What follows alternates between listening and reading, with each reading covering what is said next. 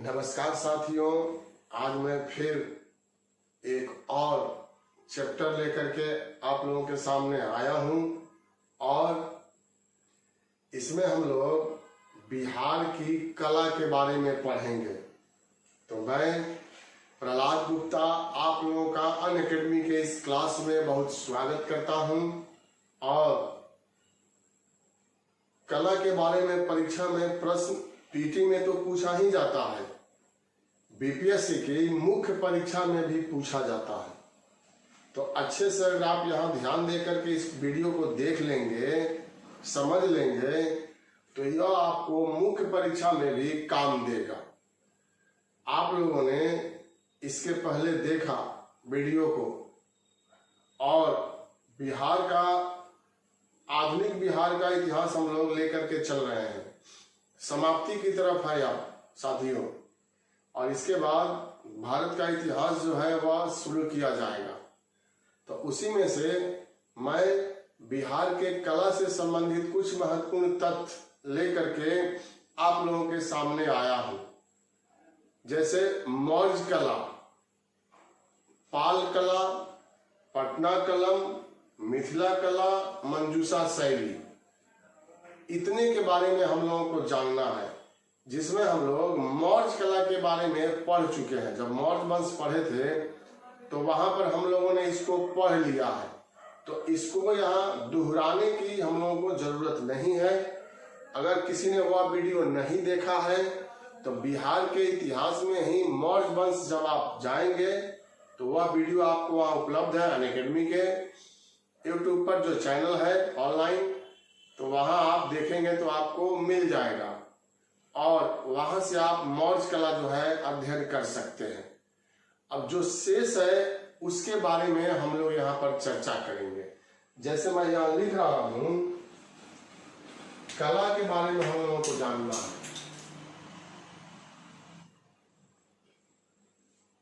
और इसमें मौर्य कला,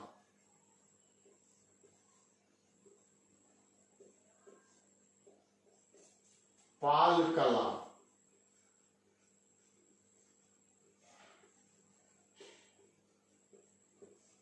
पटना कलम,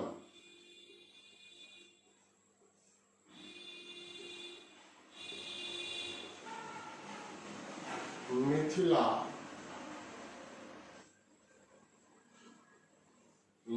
कला, मंजूषा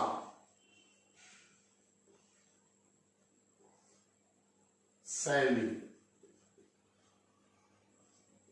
तो यह हम लोगों को आज जानना है इतना, जिसमें हम लोग यह पढ़ चुके हैं मौर्य कला, मौर्य वंश के शासक, मौर्य वंश के बारे में जब हम लोग पढ़ रहे थे तो यह हम लोग पढ़ लिए हैं और आप लोग जो शुरू से वीडियो देख रहे हैं उन लोगों ने यह देखा भी होगा। अब हम लोगों को पाल कला, पटना कला, मिथिला कला और मंजूषा शैली के बारे में जानना है। तो प्राचीन काल हो, मध्यकाल हो या आधुनिक काल, हम लोग पढ़ते आ रहे हैं, बिहार ने सभी क्षेत्रों में महत्वपूर्ण भूमिका जो है वह निभाया था और कला एवं संस्कृति के क्षेत्र में भी बिहार अपना जो है वह समृद्ध रहा है शुरू से ही, और इसने विश्व के इतिहास में भी अपना स्थान जो है वह स्थापित किया है और उसी का परिचायक जो है यह मौर्य कला, पाल कला, पटना कला, मिथिला कला और मंजूषा शैली है, जिसको हम लोग एक एक करके यहाँ पर देखेंगे। तो पहला पॉइंट हम ले रहे हैं यहाँ पाल कला। यहाँ आप देखिए पाल कला बीपीएससी की मुख्य परीक्षा के सिलेबस में यह सब है, मौर्य कला, पाल कला, पटना कलम। तो हर बार एक क्वेश्चन इससे पूछ दिया जाता है।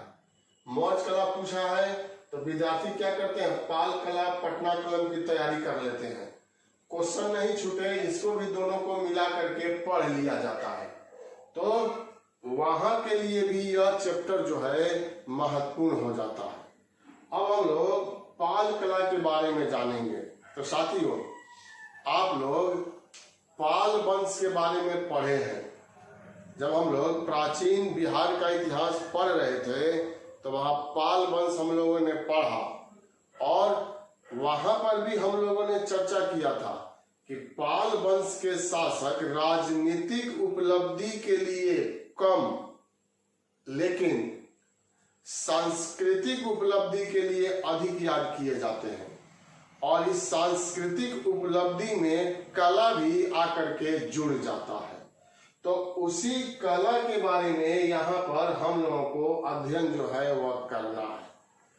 पाल कालीन कला के बारे में जो जानकारी हम लोगों को मिलता है वह है मुंगेर अभिलेख। मुंगेर अभिलेख से हम लोगों को जानकारी मिल जाता है। दूसरा, बहुत सारे ऐसे जगह हैं जैसे नालंदा है, मुंगेर है, गया है, वैशाली है, भागलपुर है। इन क्षेत्रों से अभी भी धरोहर के रूप में अवशेष बचे हुए हैं, और उससे भी पाल कला के बारे में जानकारी हम लोगों को प्राप्त होता है। साथियों, पाल वंश के शासकों ने कला को जिया था और इस क्षेत्र में विकास करने के लिए अपना महत्वपूर्ण योगदान दे दिया था। तो यहाँ पर हम लोग जो पढ़ेंगे पाल कला, तो इसके अंतर्गत शामिल क्या करेंगे, तो पाल कला,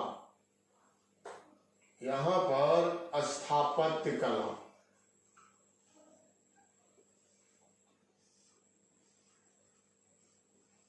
स्थापत्य कला पीटी के लिए हम लोग पढ़ रहे हैं। मूर्ति कला,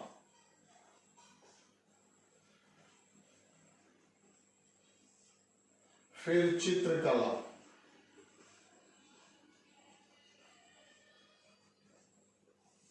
निष्कर्ष।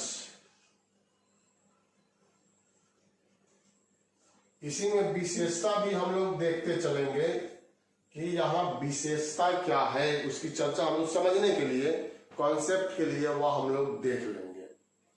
तो अब यहाँ पाल कला को हम लोगों ने 3 भागों में बांटा। यह अंतिम है निष्कर्ष। 2 लाइन निष्कर्ष लिखा जाता है, चाहे आलोचनात्मक निष्कर्ष हो सकता है। स्थापत्य कला, इस क्षेत्र में अगर आप देखें तो पाल वंश के शासकों ने बहुत ही महत्वपूर्ण कार्य किया था, जबकि यह काल वैसा था कि प्राचीन बिहार का इतिहास समाप्त हो रहा था, प्राचीन भारत का इतिहास समाप्त हो रहा था, और इस्लाम धर्म के अनुयायियों का आक्रमण यहाँ हो चुका था, और उन लोगों ने अपना प्रभाव कला के क्षेत्र पर भी छोड़ना शुरू कर दिया था। फिर भी इन लोगों ने कला के क्षेत्र में अद्भुत नमूना को प्रस्तुत किया।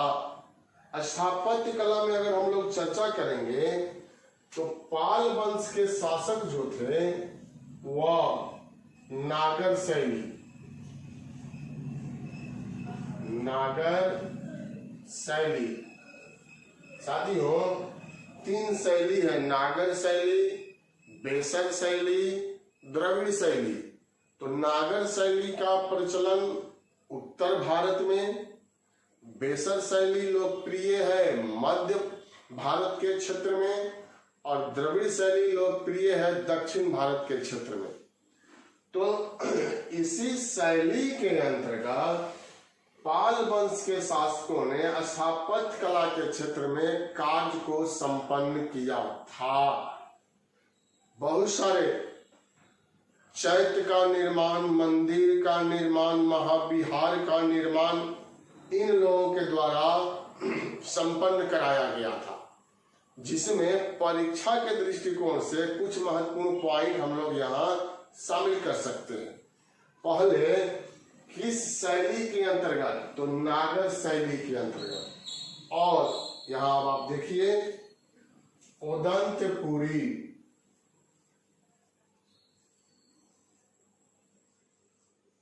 उदंतपुरी, महाबिहार, सोम महाबिहार, सोम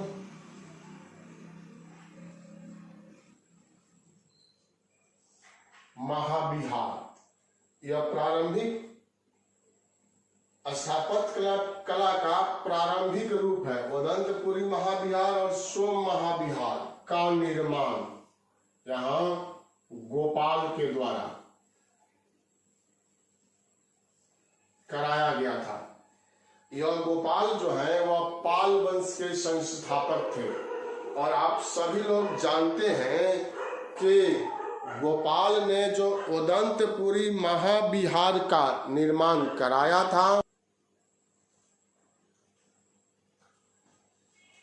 जो निर्माण इसके द्वारा कराया गया था उदंतपुरी, तो आप सभी लोग जानते हैं, हम लोग पढ़ चुके हैं कि बिहार शरीफ को ही प्राचीन काल में उदंतपुरी कहा जाता था। तो हम लोग के लिए पॉइंट यह बनेगा ना कि पहला कि किसने इसका निर्माण कराया, तो गोपाल ने। वर्तमान में किस नाम से जाना जाता है, तो बिहार शरीफ के नाम से इसको संबोधित किया जाता है।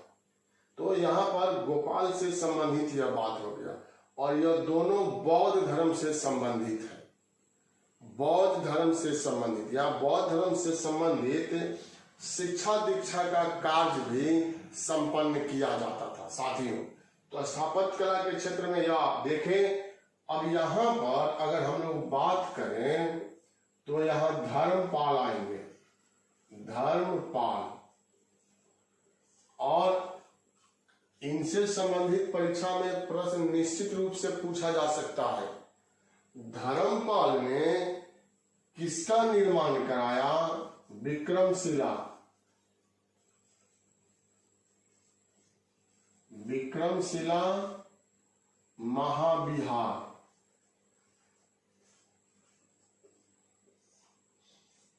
इसका निर्माण कराया था। भागलपुर के समीप विक्रमशिला महाबिहार का निर्माण धर्मपाल के द्वारा कराया गया था। इसने 200 गांव, यहां लिख रहे हैं 200 गांव, नालंदा विश्वविद्यालय के खर्च के लिए दिया था। तो वह कठिन प्रश्न होगा। आसान प्रश्न यह है कि विक्रमशिला महाबिहार का निर्माण किसने कराया? धर्मपाल ने। और किस पाल वंश के शासक ने नालंदा महाबिहार के खर्च के लिए 200 गांव अनुदान में दे दिया? तो वह धर्मपाल था। तो यह महत्वपूर्ण पॉइंट आपको यहाँ पर मिल रहा है और यह परीक्षा में हम लोगों को पूछा जा सकता है। अब साथियों इसमें आते हैं तो वह शासक कौन होगा? तो वह है देवपाल। देवपाल या इसको बौद्ध धर्म का पुनर्संस्थापक माना गया है देवपाल को। और इसने कौन सा अभिलेख जारी किया? आप लोग को पता होगा, पढ़े हैं, मुंगेर। मुंगेर अभिलेख को देवपाल ने जारी किया था और इसी मुंगेर अभिलेख में पाल वंश के शासकों का, पाल वंश के उपलब्धियों का जानकारी हम लोगों को प्राप्त हो जाता है। इसी देवपाल के समय में जावा सुमात्रा के शासक, इस देवपाल के समय में जावा सुमात्रा के शासक बलपुत्र देव, बलपुत्र देव ने नालंदा में बौद्ध मठ,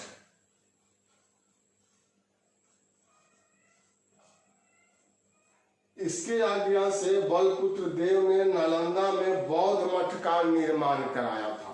और इस देवपाल ने इसके खर्च के लिए कितना गांव अनुदान में दिया था? तो 5 गांव जो है देवपाल ने अनुदान में दे दिया था।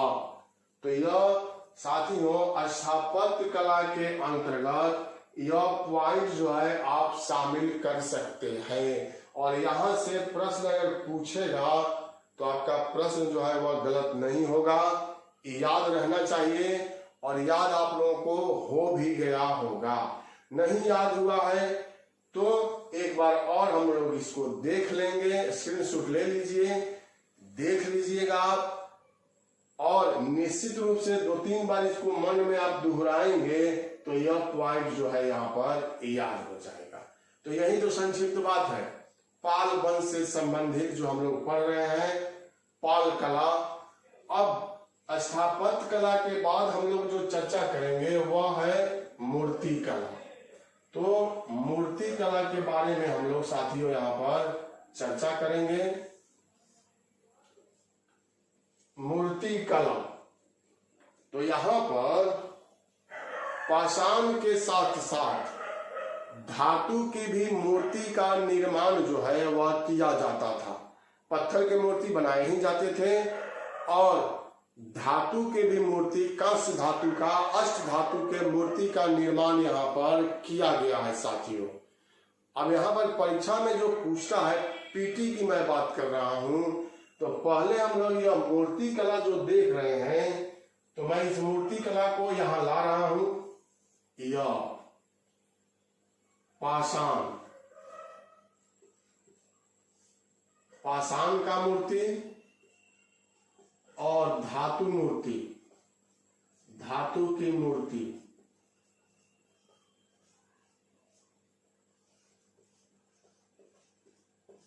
यह 2 महत्वपूर्ण बात है। और इस मूर्ति कला का निर्माण जो है वह किया जाता था।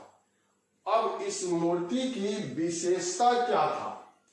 अब इस मूर्ति की जो मूर्ति कला यहाँ निर्माण किया गया, इस मूर्ति कला की अगर विशेषता की बात करें हम, विशेषता, तो विशेषता में क्या था? यह पाषाण मूर्ति कला। तो आप देखिए बेसाल्ट, काला बेसाल्ट पत्थर,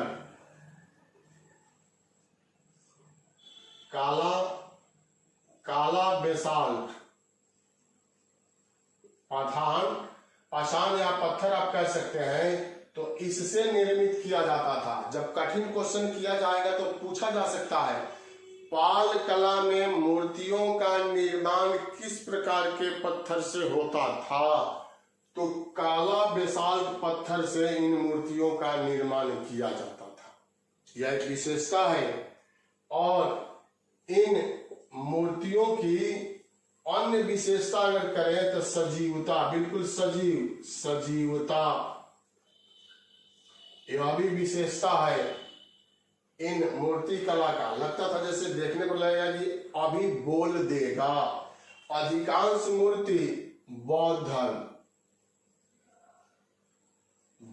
धर्म इसी धर्म से सम्मानित है, लेकिन इसके साथ अन्य धर्म भी, अन्य जैसे भागवत धर्म, शैव धर्म आदि से संबंधित भी मूर्ति बना है। राम बलराम आदि का चित्रांकन भी, आदि की मूर्ति भी यहाँ से मिला है। पशु पक्षियों की मूर्ति का निर्माण भी यहाँ से किया गया, इस काल में किया गया है। तो यह मूर्ति कला के अंतर्गत हम लोग शामिल कर सकते हैं धातु की मूर्ति। अब यहाँ पर विद्वानों को यह पता था कि धातु की गला करके उसका साचा में डाल करके किस प्रकार से मूर्ति का निर्माण जो है वह किया जा सकता है। तो यहाँ पर उसका प्रमाण हम लोगों को मिला है, जैसे कुकरीहार, नवलागढ़, नालंदा, जयमंगलागढ़,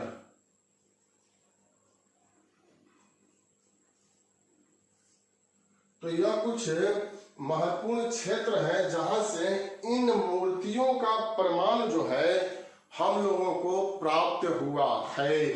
तो मूर्ति कला के अंतर्गत यह हम लोग महत्वपूर्ण बात को साथियों रख सकते हैं। अब इस मूर्ति कला को सजीव बनाने वाले जो कलाकार थे उनको परीक्षा में पूछा जा सकता है। तो दो महत्वपूर्ण कलाकार थे, पिता और पुत्र, और इन लोगों ने पाल कला को उतंग शिखर पर पहुंचा दिया। नाम था, यहां लिख रहे हैं, नाम जो है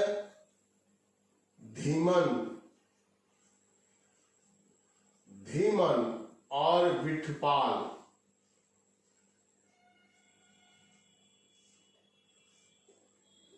यही दो कलाकार हैं, धीमन और विठपाल।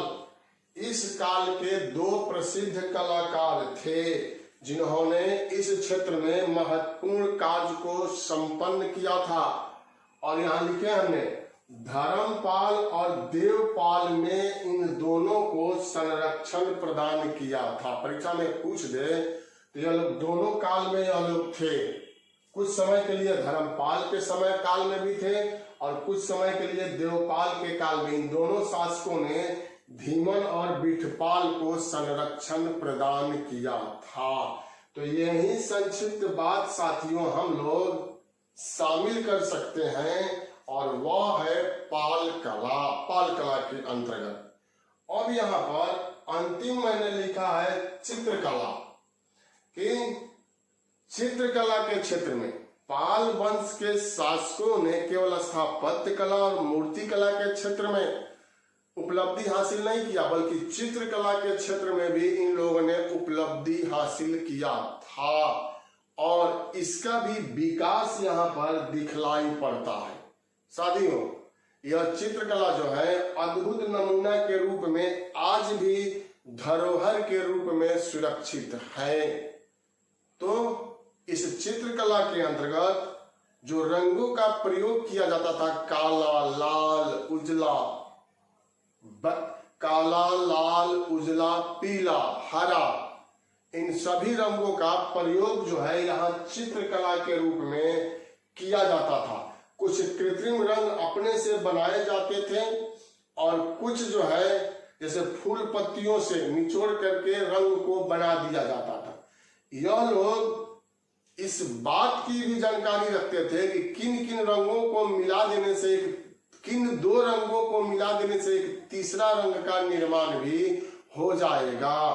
तो यह भी हम लोग यहाँ विशेषता के रूप में शामिल कर सकते हैं। जैसे विभिन्न रंगों का प्रयोग, विभिन्न रंगों का प्रयोग यह है।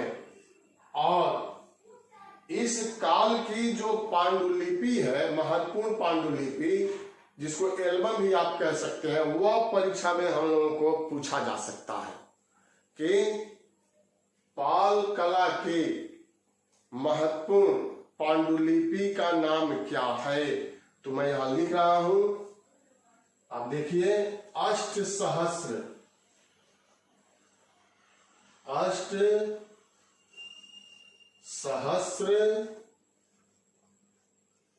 प्रज्ञा पारमिता। यह सबसे बड़ा पांडुलिपि है। अष्ट सहस्र प्रज्ञा पारमिता इसका नाम है। और इससे छोटी जो पांडुलिपि है उसका नाम है पंचरक्ष।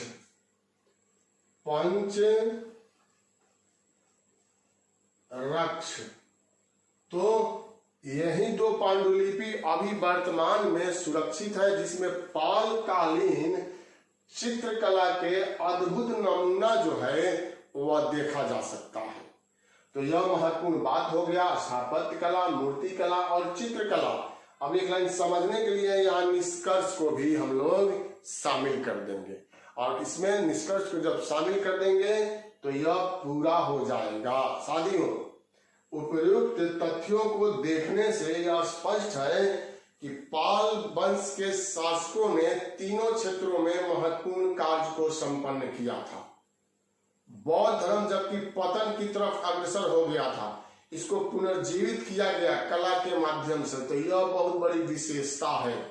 और इस्लाम धर्म का आगमन हो गया था और इसके आगमन के बावजूद भी बौद्ध धर्म, शैव धर्म, वैष्णव धर्म से संबंधित चित्रकला का या मूर्ति कला का निर्माण किया गया या महाविहार का निर्माण किया गया, तो यह बहुत बड़ी बात है, इससे इनकार नहीं किया जा सकता है। लेकिन यह पाल कला जो है ना, नवीन कला नहीं था, नवीन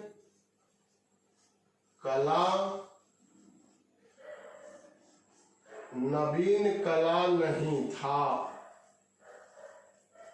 यह पहले का अनुकरण करके, जैसे मौर्य कला और गुप्त कला का अनुकरण करके पाल वंश के शासकों ने अपने कला को यहाँ स्थापित किया था।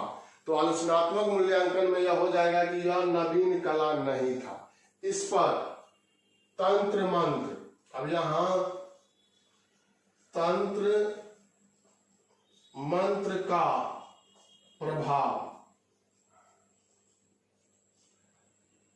तांत्रिक बातों का भी इस पर प्रभाव जो है वह दिखलाई पड़ता है। तो कुल मिलाकर हम लोग यह कह सकते हैं कि पाल कला निश्चित रूप से एक महत्वपूर्ण कला था, लेकिन यह किसी भी प्रकार से नवीन कला का परिचायक नहीं था। इसकी महत्व इसीलिए अधिक है कि इसने प्राचीन भारत के या प्राचीन बिहार के समाप्ति की तरफ बढ़ रहे काल में इस प्रकार के कला को प्रश्रय दिया, इस प्रकार के कला को विकास किया। जबकि इस्लाम धर्म का आगमन हो चुका था, तो उसी दृष्टिकोण से यह कला महत्वपूर्ण माना जाता है। यहीं पर ला करके इसको हम लोग समाप्त कर सकते हैं। अब आप यहाँ पर जो मुख्य पॉइंट है जो पीटी की परीक्षा में पूछा जा सकता है वह आप यहाँ स्क्रीनशॉट ले सकते हैं। इसी को मिला करके आप मुख्य परीक्षा में भी क्वेश्चन का जवाब 65वीं बीपीएससी में दे सकते हैं। साथियों, आप लोग इसका स्क्रीनशॉट ले लीजिए। उसके बाद हम लोग पढ़ेंगे पटना कलम के बारे में। तो पटना कलम जो है वह और संक्षिप्त है। आप लोगों ने स्क्रीनशॉट ले लिया होगा और अब हम लोग बढ़ते हैं पटना कलम के तरफ।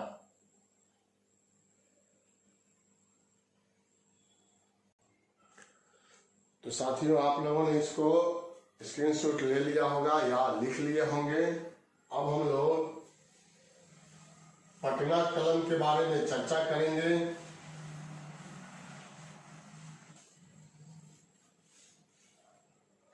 पटना कलम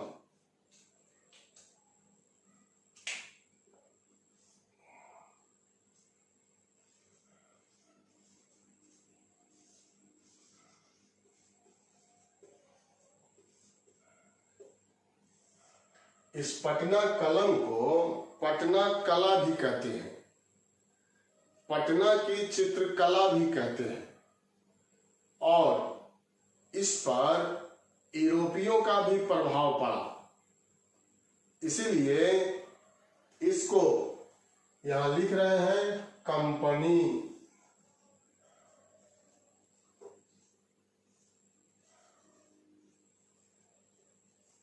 कंपनी कला भी कहते हैं। पटना कलम को कंपनी कलम या कंपनी कला के नाम से भी संबोधित किया जाता है। पीटी में अगर पूछ दे किस कला को कंपनी कला के नाम से संबोधित करते हैं तो यह पटना कलम को, क्योंकि इस पर यूरोपीय प्रभाव जो है वह दिखलाई पड़ता है।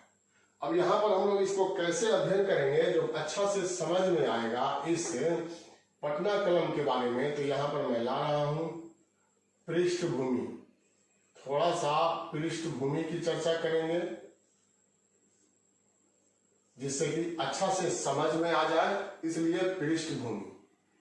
उसके बाद इसकी विषय वस्तु,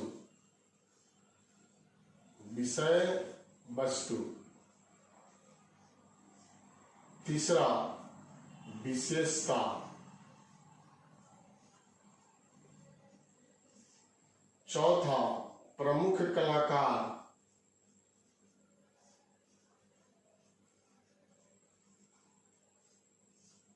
पांचवा निष्कर्ष। तो इस रूप में हम लोग इस पटना कलम का अध्ययन अच्छे तरीका से जो है वो कर सकते हैं। पीटी के लिए भी कर सकते हैं आप, और इसी तरह से तो अगर आप इस तरह से बना करके लिख देते हैं तो कौन नहीं मुख्य परीक्षा में आपको नंबर देगा।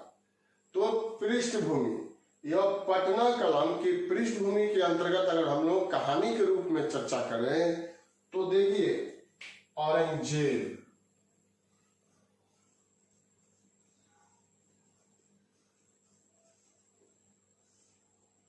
औरंगजेब को कला के क्षेत्र में रुचि नहीं था, ऐसा विद्वानों का कहना है, और इसने अपने राज दरबार में विद्वानों को संरक्षण देने से मना कर दिया था। तो कलाकार हैं, विद्वान हैं, साहित्यकार हैं, कवि हैं, और वह राज दरबार में हैं या राज आश्रय पर जीवित हैं, और जब आप राजा हैं और आप उनको आश्रय नहीं दीजिएगा तो वह क्या करेंगे, भूखे वहां मरेंगे नहीं। तो औरंगजेब ने जब बंद किया तो इसी के समय में दिल्ली से, यहां से दिल्ली दरबार से बहुत सारे कलाकारों का, बहुत सारे विद्वानों का पलायन शुरू हो गया, और यह अधिकांश कलाकार यहां से निकल करके मुगल सराय आ गए।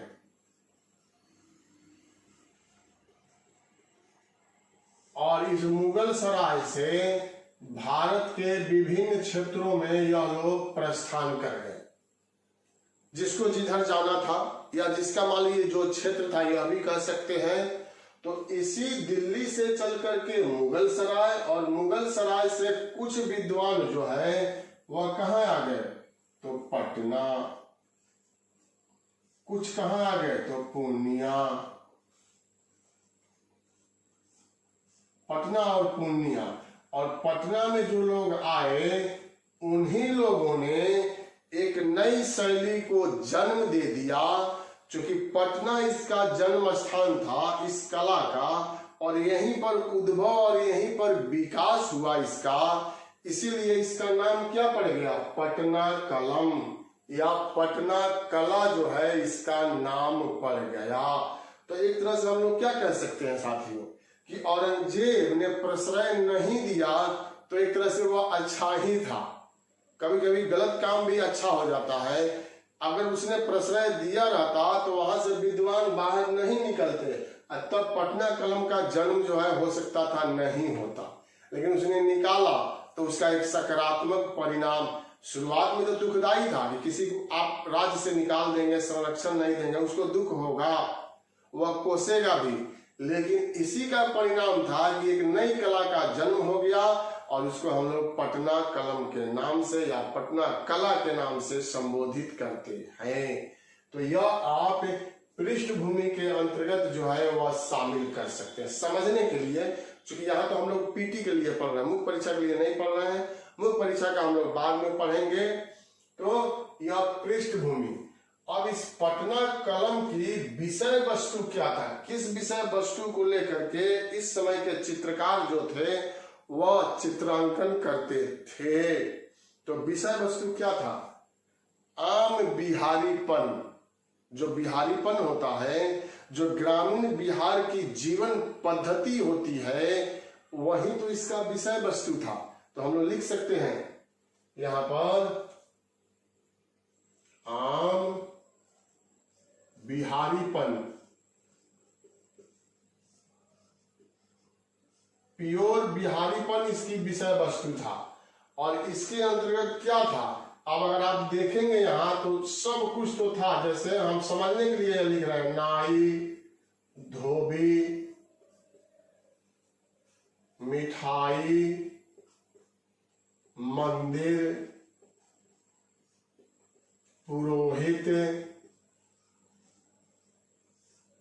गंगा घाट,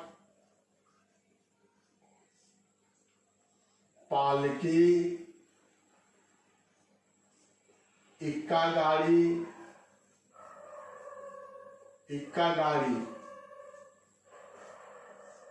पशु, पक्षी, तो यहाँ पर लगभग जो ग्रामीण पद्धति है बिहार की आज भी, वह सब कुछ तो उस समय दिखलाई दे रहा था, और उसी को इन लोगों ने अपनी विषय वस्तु बनाया, अपनी चित्रांकन का। आम बिहारी पर मैंने यहाँ छोटा छोटा लिखा है, क्योंकि बहुत ज्यादा जगह यहाँ नहीं है। नाई है, धोबी है, मिठाई की दुकान, मंदिर है, पुरोहित, गंगा घाट, पालकी, जो पहले पालकी में राजा महाराजा महारानी भी लोग जाते थे, विवाह वगैरह भी होता था, दुल्हा दुल्हन इसमें जाते थे। इक्का गाड़ी, पशु पक्षी, और बेल बूटा, पान की दुकान, मछली की दुकान, कसाई की दुकान, यह सब कुछ इस चित्रांकन के अंतर्गत जो है आप देख सकते हैं। तो यही इसका विषय वस्तु था। साथियों, आम लोगों की यह कला थी। यह कोई राजकीय संरक्षण में पला बड़ा कला नहीं था कि बहुत अधिक समृद्ध होता। आम लोगों ने कला को जन्म दे करके उसका विकास किया। यही समय में बहुत बड़ी बात है, क्योंकि आम लोगों के पास उतना धन संपत्ति नहीं होता था, धन का बहुत अधिक अभाव होता था, और उस अभाव में भी एक नई चीज को जन्म दे देना और उसको आगे बढ़ाने का कार्य करना बहुत बड़ी बात होता है। अब विषय वस्तु के बाद है विशेषता, कि पटना कलम की विशेषता साथियों क्या था, इसकी मुख्य विशेषता क्या था, इस पर हम लोग यहाँ ध्यान जो है थोड़ा केंद्रित करेंगे। तो यह तो हम लोगों ने देख लिया। अब इसी से मिलता जुलता यहाँ विशेषता है। विशेषता का मतलब क्या? आम लोगों की कला। इसको ऐसे लिख रहे हैं, संक्षिप्त होगा जन कला। यह विशेषता था। धन का यहां पर अभाव था। दूसरा, इसमें शालीनता,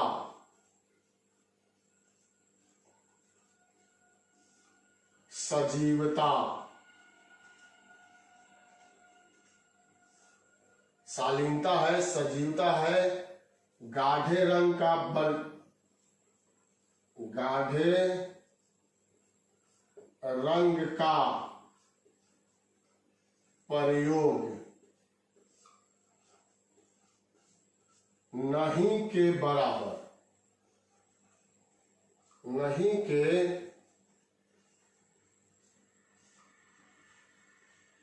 बराबर था।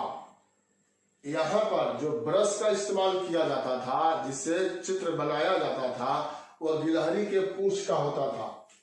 गिलहरी के पूंछ का प्रयोग तूलिका के रूप में, तूलिका यहां ब्रश को कहते हैं, ब्रश, तूलिका के रूप में किया जाता था। तो विशेषता के अंतर्गत यह साथियों आप शामिल कर सकते हैं। और बिहार की झांकी प्रस्तुत करना, यह भी पटना कलम के विशेषता के रूप में शामिल किया जाता है। तो पृष्ठभूमि हो गया, विषय वस्तु हो गया, और इसकी विशेषता हो गई।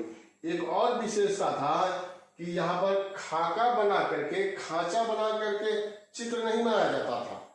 ब्रश से सीधे चित्र बना दिया जाता था, चित्र बना दिया जाता था।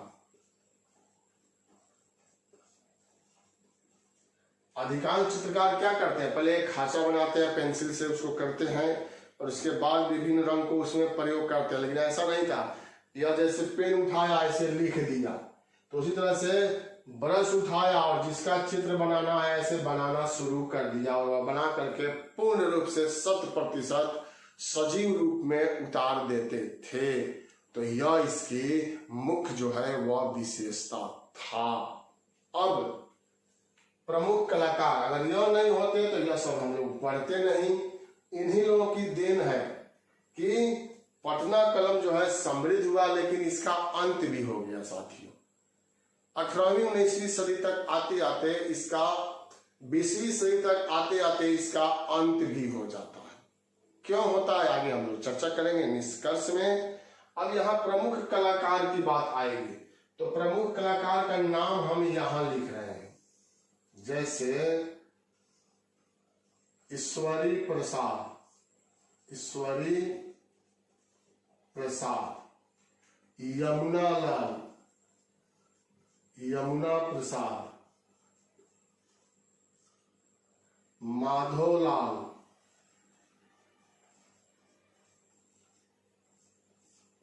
महादेव, शिवलाल, हुलास। तो यह कुछ प्रमुख कलाकार थे इसके, जिन्होंने इस कला के विकास में महत्वपूर्ण योगदान दिया था। अब इसमें कुछ चित्रकला है, चित्रकारी है जो प्रमुख है पटना कलम का, तो वह हम लोग यहाँ पर देख लेंगे। 2-3 लाइन निष्कर्ष यहाँ पर हम लोग चर्चा कर लेंगे, तब यह समाप्त हो जाएगा। अब देखिए प्रमुख कलाकार का मैंने नाम यहाँ लिख दिया। अब यहाँ माधवलाल, यहाँ देखिए माधवलाल,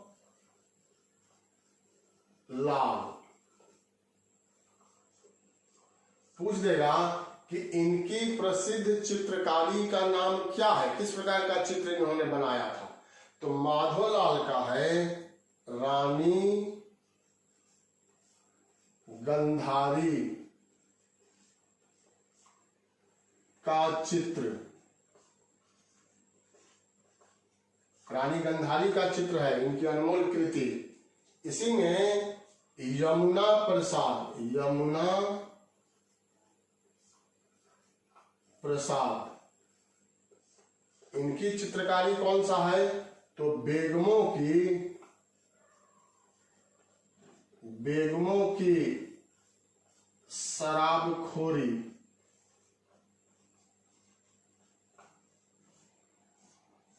का चित्र।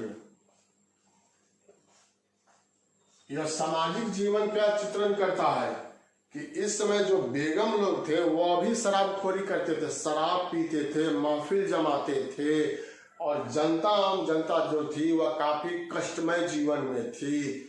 तो समाज का चित्रण जो है जमुना प्रसाद के बेगमों की शराबखोरी के चित्र में दिखलाई पड़ता है, संदेश देता है यह। इसलिए मैंने लिखा बिहार के बिहारीपन वाली बात इसमें थी। अब यहां महादेव का नाम आएगा, महादेव।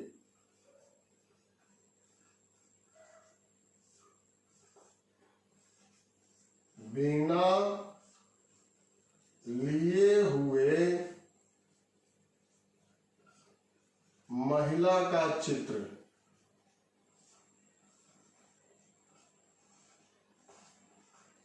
यह है, यह करुणा के भाव को दर्शाता है, दया के भाव को दर्शाता है। इसको देखिएगा तो दया का भाव जो है उत्पन्न होने लगेगा। तो यह किसकी याद दिलाता है, आप थोड़ा पीछे जाएंगे तो आपको याद आ जाएगा। और यहाँ लिख दिया जाता है कि महादेव की चित्रकारी बिना लिए हुए महिला का चित्र करुणा के भाव को प्रदर्शित करता है। तो किसके साथ इसको आप जोड़ सकते हैं, तो आप जोड़ सकते हैं अजंता की चित्रकला की याद। यह चित्र जो है अजंता की चित्रकला की याद दिलाता है। उसमें हम लोग पढ़े हैं, गुप्त काल जब पढ़े थे तो मरणासन राजकुमारी का चित्र गुफा संख्या 16 जो गुप्त काल से है, और गुफा संख्या 17 माता एवं शिशु का चित्र, उसको देखने से करुणा का, दया का भाव उत्पन्न होता है।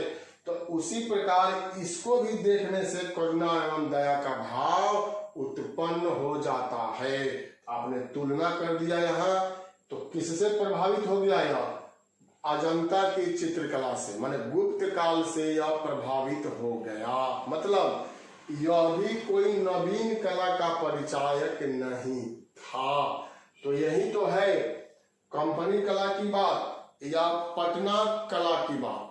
अब यहाँ निष्कर्ष मैंने लिखा है तो समझने के लिए यह होगा साथियों निष्कर्ष में, और निष्कर्ष में क्या है तो वही बात फिर यहाँ जुड़ जाएगा। नवीन कला नहीं, नवीन कला नहीं था। इसमें किसका मिश्रण था तो मुगल शैली और यूरोपीय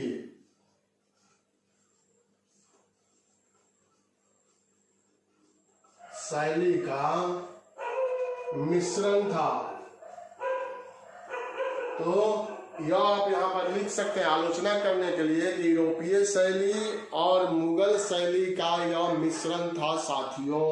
नवीन कला का परिचायक यह कहीं से भी दिखलाई नहीं पड़ता है। इसीलिए यूरोपीय शैली जब आएगी तो इसमें कहते हैं हम लोग कि इसीलिए इसको कंपनी शैली के नाम से संबोधित जो है वह किया गया है। यह कला का अंत हो गया। लेकिन एक लाइन हम लोग इसमें क्या लिख सकते हैं या बोल सकते हैं कि इस निष्कर्ष में सरकार को इस कला के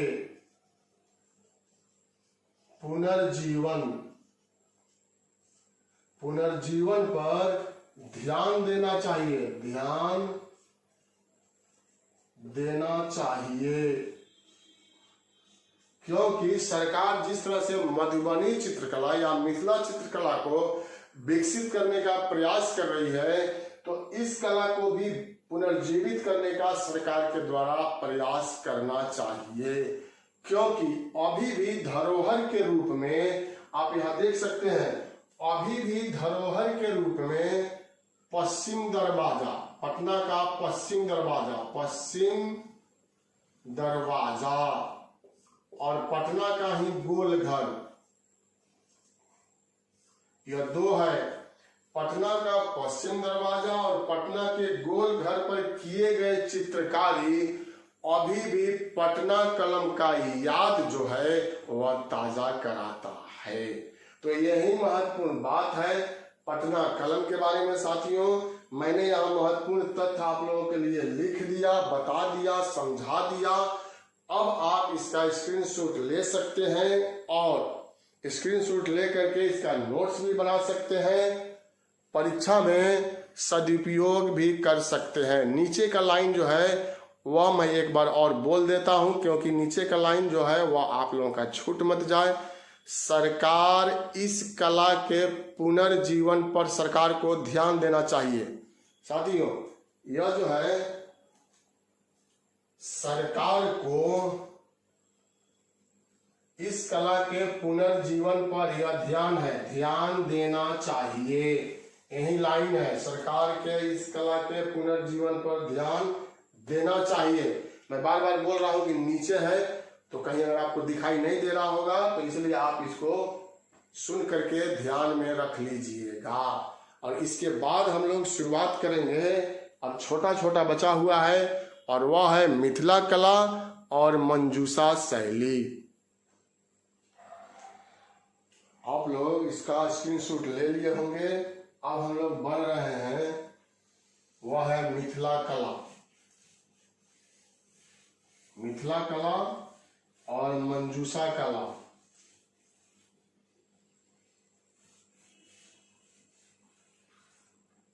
अब तक आप लोगों ने जो पढ़ा वो आप लोगों को समझ में निश्चित रूप से आया होगा। और अब हम लोग शुरुआत करेंगे मिथिला कला। तो यहां देखिए मिथिला कला मिथिलांचल क्षेत्र में सबसे ज्यादा प्रसिद्ध, थोड़ा सा पृष्ठभूमि, एक दो लाइन, ज्यादा नहीं,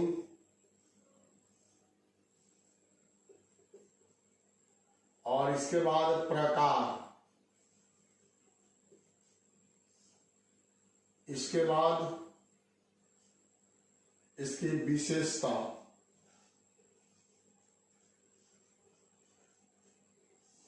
फिर प्रमुख कलाकार, चित्रकार, अंतिम में निष्कर्ष। यह हम लोगों को इतना शामिल कर लेना है। तो देखिए, मिथिला कला बीपीएससी की परीक्षा में एक बार 39वीं बीपीएससी की परीक्षा में, मुख्य परीक्षा में पूछा गया था, बिहार की कला एवं स्थापत्य कला एवं चित्रकला का वर्णन कीजिए। तो सब मिला करके लिखा जाता है, यह सब आपको मिला करके लिख रहा है। उसके बाद इस तरह का क्वेश्चन नहीं पूछा गया। उसके बाद केवल यह 3 कला, मर्ज कला, पाल कला, पटना कलम से एक एक बार एक एक क्वेश्चन जो है वह पूछ दिया जाता है। तो हम लोग को तैयारी करके रहना है, जैसे भी क्वेश्चन पूछे, चूंकि हम लोग यहाँ पीटी के लिए पढ़ रहे हैं, लेकिन इसको आप मुख्य परीक्षा में भी शामिल कर सकते हैं। पृष्ठभूमि, मिथिला के क्षेत्र में, मिथिलांचल,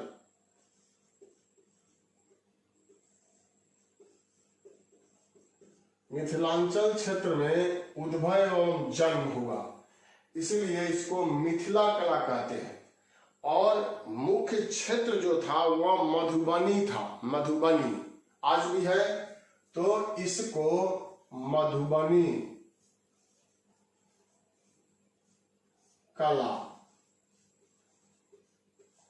मधुबनी कला के नाम से भी हम लोग जानते हैं। और यह कला आज भी लोकप्रिय है और लोकप्रियता में नित्य दिन नए आगे जो है अपने कदम को बढ़ाते चला जा रहा है। तो यही पृष्ठभूमि में 1 से 2 लाइन हम लोग शामिल कर सकते हैं। इस मिथिला कला को अध्ययन की सुविधा के लिए हम लोग 2 भागों में यहाँ बांट सकते हैं। तो इसलिए मैंने यहाँ प्रकार लिखा है, और प्रकार में यहाँ पर 2 भाग होगा। एक होगा भित्ति चित्र, वॉल पेंटिंग जिसको कहते हैं भित्ति चित्र। भित्ति मतलब दीवार होता है, वॉल पेंटिंग, भित्ति चित्र। और दूसरा है अरिपन, अरिपन। तो यह 2 भागों में इसको हम लोग बांट सकते हैं साथियों। अब इस भित्ति चित्र में भी 2 भाग हैं इसमें। जैसे पहला है गोसनी का घर, गोसनी घर, और दूसरा है कोहबर।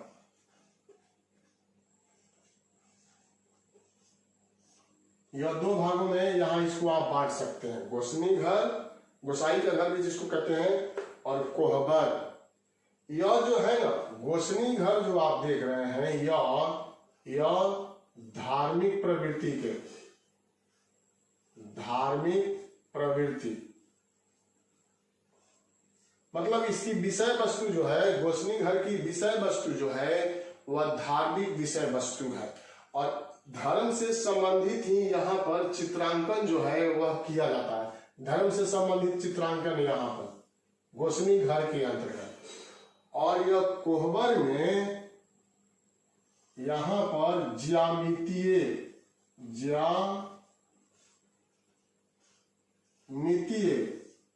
और तांत्रिक,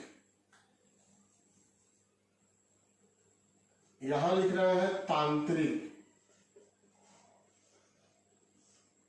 विषय, यह विषय वस्तु है। यहां है धार्मिक विषय वस्तु, यहां है ज्यामितीय और तांत्रिक विषय वस्तु। अब यहाँ पर जो अधिकांश चित्र बनाए जाते हैं, शादी विवाह में भी कोहबर घर बनाया जाता है, तो यहीं से वह कॉन्सेप्ट लिया गया है। और यहाँ पर जो चित्र बनाए जाते हैं मुख्यतः वह होता है मछली,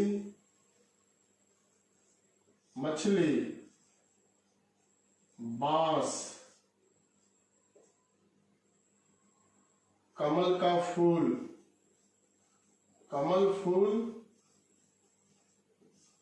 पक्षी में तोता और कछुआ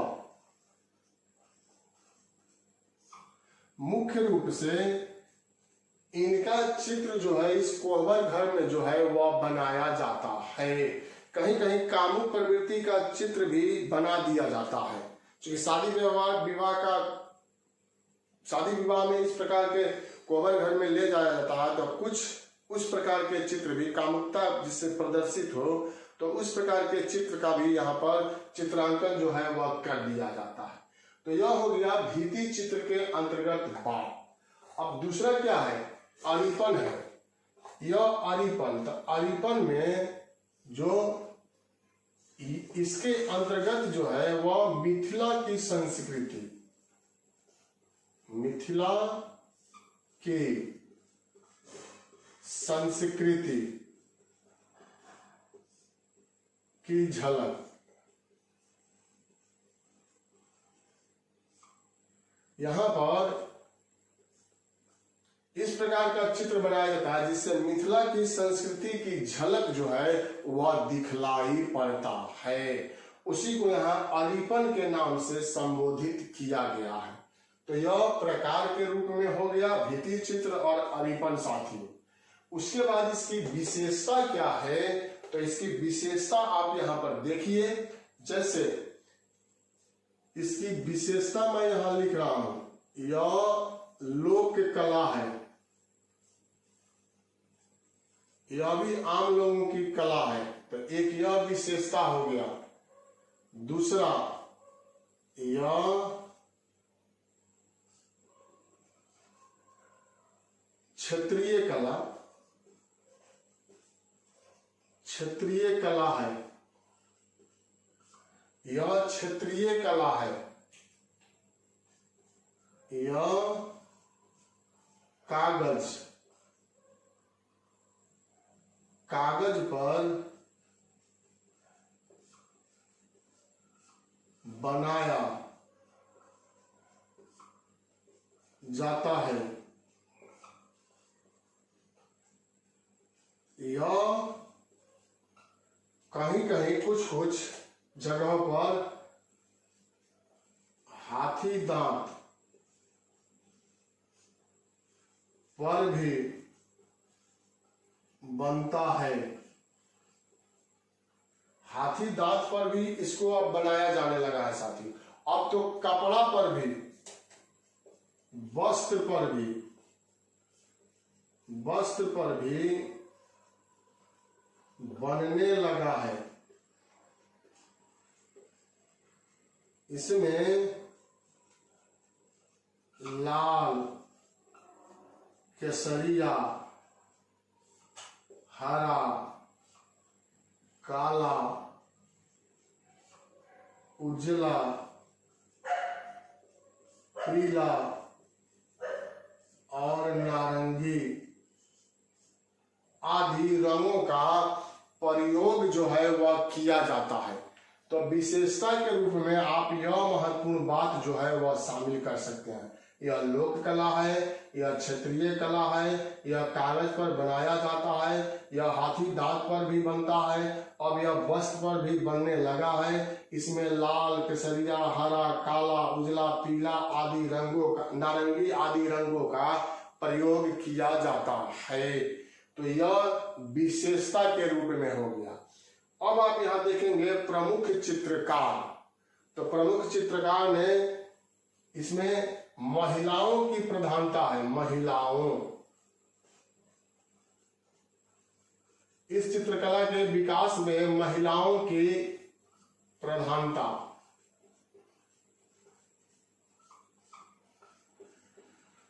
महिला लोगों ने इस चित्रकला को ज्यादा विकसित करने में सहयोग जो है वह प्रदान किया है। इसमें कुछ नाम आएगा, जैसे कौशल्या देवी, कौशल्या देवी, गंगा देवी, शशिकला देवी,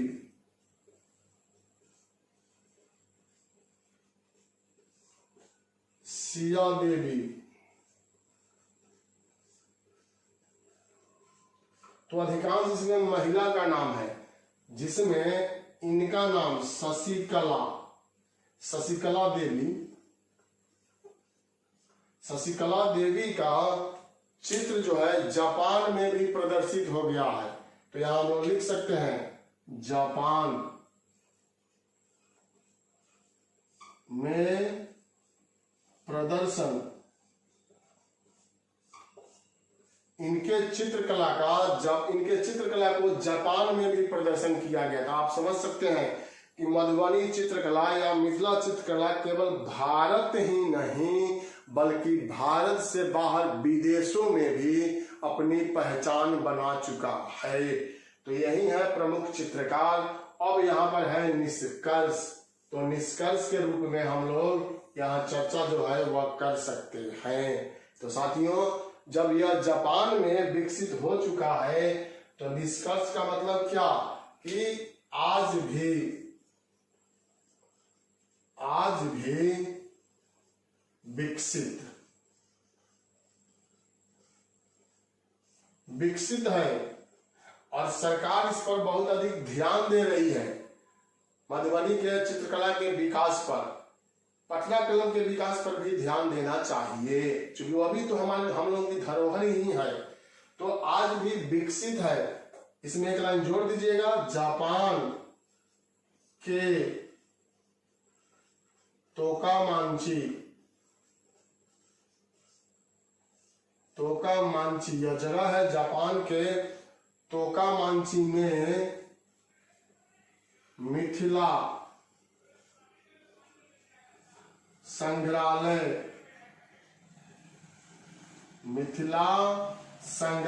की स्थापना किया गया है।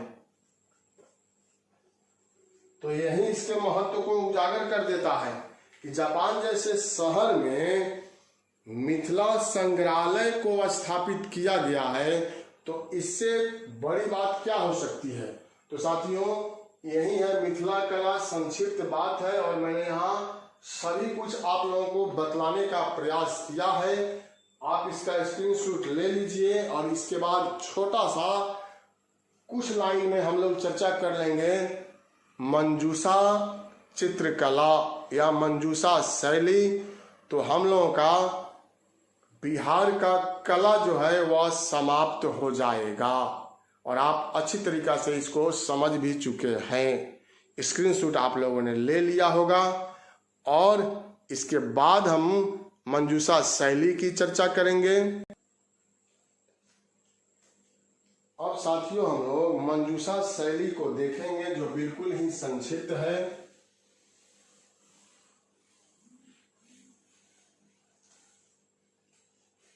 मंजूषा शैली, यहां देखिए, मंजूषा शैली। तो यह प्रचलित कहाँ है, तो वर्तमान भागलपुर, वर्तमान के भागलपुर क्षेत्र में यह प्रचलित है। इस भागलपुर को प्राचीन काल में क्या कहते थे, अंग महाजनपद, अंग महाजनपद कहलाता था यह प्राचीन काल में भागलपुर। तो इसी क्षेत्र में इस शैली का प्रचलन जो है वह दिखलाई पड़ता है। साथियों, यह लोक त्योहार के रूप में है, लोक त्योहार। इस लोक त्योहार के अंतर्गत पूजा किया जाता है बिहुला पूजा,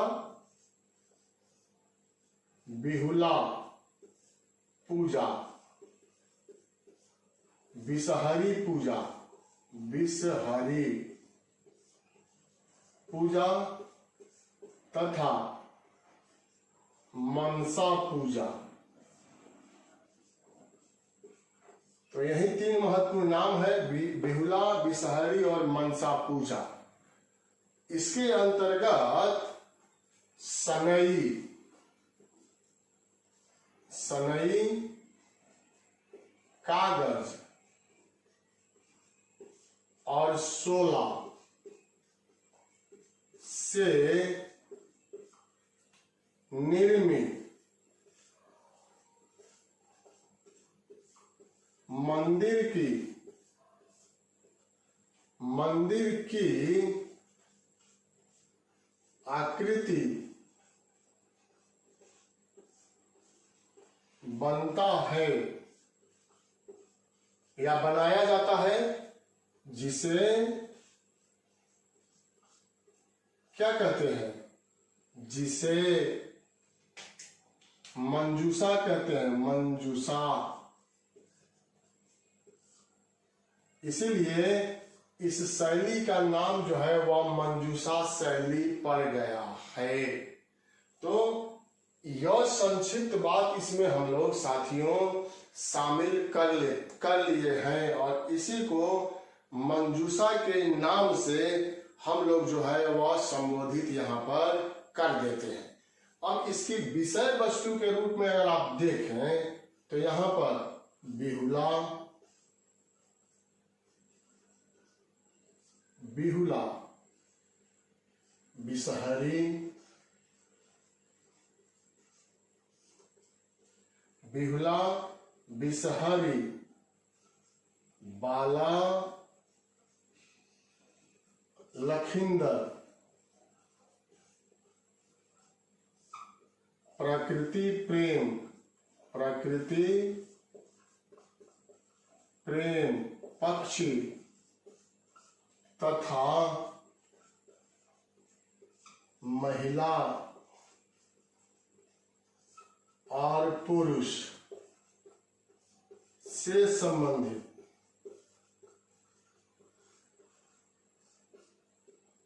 चित्रांकन का कार्य जो है वह किया जाता है। तो यही संक्षिप्त बात हम लोग साथियों मंजूषा शैली में शामिल कर सकते हैं, जो बिल्कुल ही संक्षिप्त है। भागलपुर क्षेत्र में यह प्रचलन में है। यह लोक त्योहार है जिसमें बिहुला पूजा, बिसहरी पूजा, मनसा पूजा आदि से संबंधित बातों का चित्रांकन करते हैं, पूजा भी करते हैं। सनई कागज शोला से निर्मित मंदिर की आकृति बनाया जाता है जिसे मंजूषा कहते हैं और यही विषय वस्तु है। इसी विषय वस्तु को लेकर के चित्रांकन का कार्य जो है वह संपन्न किया जाता है। तो हम लोगों का यह मंजूषा शैली समाप्त होता है। स्क्रीनशॉट आप इसका ले सकते हैं। और साथियों हम लोगों ने यहाँ पर पढ़ लिया कला। यह तो मौर्य वंश में हम लोग पढ़े थे मौर्य कला। आज हम लोगों ने पढ़ा पाल कला, पटना कला, मिथिला कला, मंजूषा शैली। मतलब बिहार की कला एवं चित्रकला भी हम लोगों ने पढ़ लिया, संपूर्ण हुआ क्लास। और यह इसमें से अगर परीक्षा में आपको प्रश्न पूछता है पीटी में तो अच्छी बात है और पूछा ही जाएगा। लेकिन इसका बोनस पॉइंट क्या है आप लोगों को कि यह मुख्य परीक्षा में भी आप लोगों को काम देगा। जो नए हैं साथियों सब्सक्राइब तो बनता है, लाइक आप कीजिए और शेयर भी कीजिए इस वीडियो को। और फिर हम लोग मिलते हैं अब अगले वीडियो में। तब तक के लिए बहुत बहुत धन्यवाद, बहुत बहुत शुभकामना। तैयारी करना है, मंजिल तो आपको निश्चित रूप से मिलेगा।